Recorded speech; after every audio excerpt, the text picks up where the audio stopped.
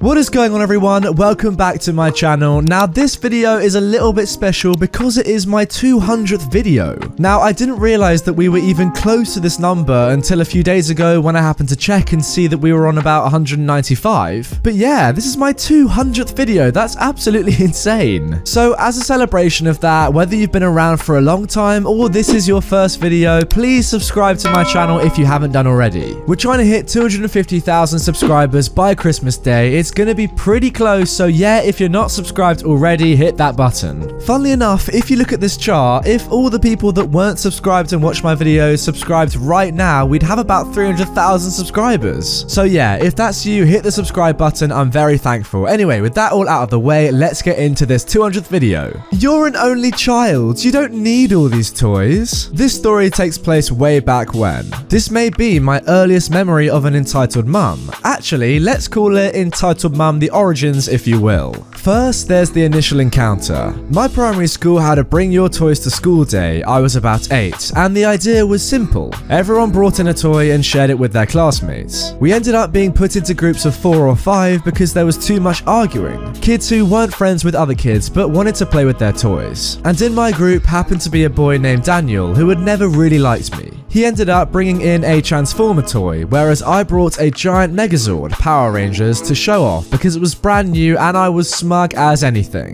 The thing about Megazords is that they break down into 5 individual Zords, so I did just that and gave each one to a person in the group, and we had a good time. It was the kids' equivalent to cracking a few beers with your besties. I was flying high. However, when it came to packing up at the end of the day, I was missing a Zord. I had a funky feeling about good old Danny because he'd never liked me, and so I went through his bag and found it. I didn't say anything, didn't tell a teacher. I simply took it back, put his bag back and tucked it away. Later, as I waited for my mum to pick me up, I showed off my toys to other kids in the playground, and that's when a woman, one of the parents, made her way over to me. It was Daniel's mother, and Daniel was a little behind her. She asked me what the names of the toys were. She asked me where my parents had bought them. She asked me how much they cost. I told her everything I knew as an 8-year-old who knew absolutely nothing, and she sighed. My mum then arrived and the two started to have a conversation while Daniel just stared at me. I even watched his face drop as he noticed I'd taken my Zord back, and he started going through his bag in a huff. By the time our mothers were done, they seemed to be the best of friends. Daniel's mother turned to me and asked how I'd feel about a sleepover at their house sometime, seeing as Daniel and I had so much in common. Despite everything in me telling me this guy was a danger to me, I craved Daniel's approval. I wanted his friendship because he'd been so mean to me for so long. I saw this as a chance to make things work between us, and I accepted, eagerly so. The date was set for the following Friday, and for the rest of the week, Daniel was my best friend. Moving on to the second part of the story, the ambush. My mum drove me home from school that Friday so I could get a change of clothes and an overnight bag.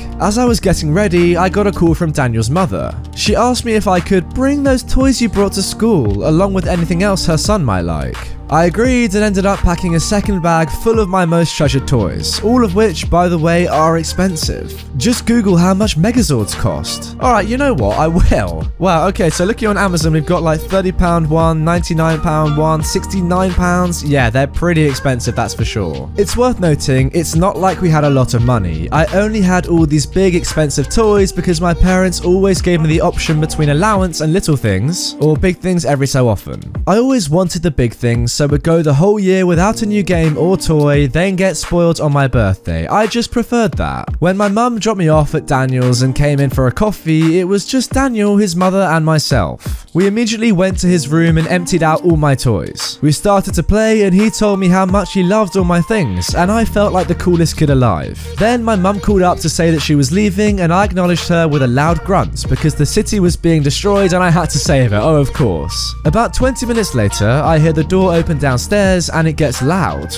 really loud. It sounds like thunder coming down the hallway. I turn my head and there are about 6 other kids oogling my toys. I introduce myself, but they don't care. They charge into the room, push me aside and start playing with Daniel, who immediately starts playing with them too. For the next hour, I keep trying to insert myself into their game. They've got their grubby jam hands all over my toys and they're outright ignoring me, not answering me back, not letting me grab anything, not including me at all all, I start to get very upset and eventually decide to go downstairs. I didn't want to tell Daniel's mother what was happening outright. I didn't want the hassle, but I was hoping she'd ask me what was wrong and I could somehow explain it without telling. I wandered into the kitchen and asked for a drink, then did my "oh, woe is me" 8-year-old sulk. She asked me if I was having fun with Daniel's siblings and cousins, and I let it slip they weren't including me. She told me to stop being so selfish. You play with those toys every day, let them have some fun. She raised her voice and held the drink out of reach. I thought I was being nice letting you come over, but if you don't want to share, then maybe you should leave. I immediately start to sob. Being told off by another parent was always the worst thing for me. It was expected of teachers and my own parents when I messed up, but on the few occasions another adult had raised their voice at me, it always made me feel like I'd done something irredeemable. 8-year-old me just couldn't process it. As I stood there crying in her kitchen, she told me to stop being a little girl and get back upstairs. I went up without a drink and sulked in the corner of Daniel's room for another hour. His mother came up a few times asking if we were all having fun, and when she saw me in the corner on my own, she just glared. At one point, I ended up wandering the upstairs hallway of Daniel's house, bored and upset, and I noticed a landline in his parents' bedroom. This was before 8-year-olds had phones, late 90s, and not wanting to cause a scene downstairs, I decided to sneak in and ring my mum. I told her that I'd upset Daniel's mother and Daniel wasn't speaking to me, and she told me she'd be right over. I still didn't understand what I'd done and I was blaming myself.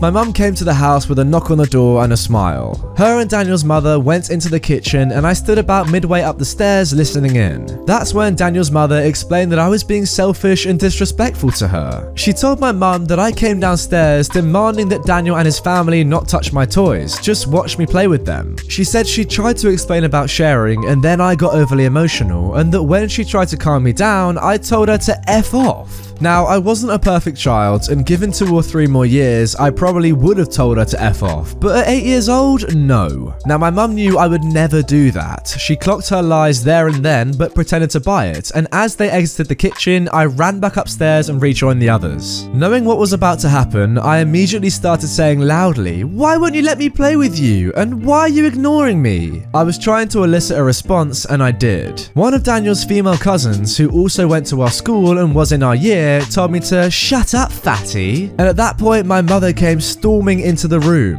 All the kids shot up. My mum simply said, "Pack your stuff, we're going." And after a few minutes of looking awkward, Daniel's mother told the kids to wait downstairs as I gathered my things. She began pleading with my mum, saying they were just being kids and that I was no better than them when my mum wasn't around. My mum was having none of it. She ignored Daniel's mother until my bag was packed. Then we proceeded to head out. When we got into the driveway, Daniel's mother came barreling out the house and grabbed hold of my bag, tearing it out of my arms. She opened it and grabbed my Megazord, the one I'd taken to class that day, and proclaimed, "This is Daniel's! How dare you try to steal it!" Being my most prized possession and costing a little too much for a toy, my mother knew it wasn't his. She calmly walked up to Daniel's mother and asked for it back as the kids gathered in the doorway, giving me the coldest stare I've ever received. My mum and her argued for a good 10 minutes. She went from claiming the toy was Daniel's to begging for him to borrow it to outright saying I didn't deserve it. The one line I remember as clear as day is this: "You're an only child, you don't need all those toys." The hostage situation ended when my mum threatened to call our next door neighbour, who was a police officer. Daniel's mother gave the Megazord back and she went inside slamming the door shut, and they all made fun of me, loud enough for us to hear as we backed out of their drive. Daniel continued to bully me throughout primary school and for a few years of high school. His mother would give mine death stares when they ran into one another shopping in our town, and there were several parents who gave us dirty looks during parent-teacher evenings too, but we managed just fine. Oh my goodness me, trying to steal an 8-year-old's toys? That is extremely shameful. Just from that penultimate line, I can kind of tell what this entitled mum is like. I reckon she's the sort of person that is actually potentially quite popular with a lot of people. So it says that there were several parents who gave us dirty looks, so I reckon that she's probably been bad-mouthing you and your mum behind your backs. However, if those other parents actually knew how horrible she was, they would stop being friends with her immediately, of course. I just want to say well done to your mum in this situation, because she kept her cool so well throughout that. Like, when the entitled mum was saying that it was Daniel's toy, she was saying, no, it's my son's toy, can you give it back please? Like, she could have got angry, but no, she stayed collected, so good job. Anyway guys, that is going to be the end of my 200th video. It's kind of crazy saying that, I can't really process it, but yeah, that's mad. I just want to say thank you to you guys for sticking around throughout these 200 videos, and I hope you stick around for the next 200 because I definitely will be here for the foreseeable future. With that all being said, I will see you guys all tomorrow with 2 more videos.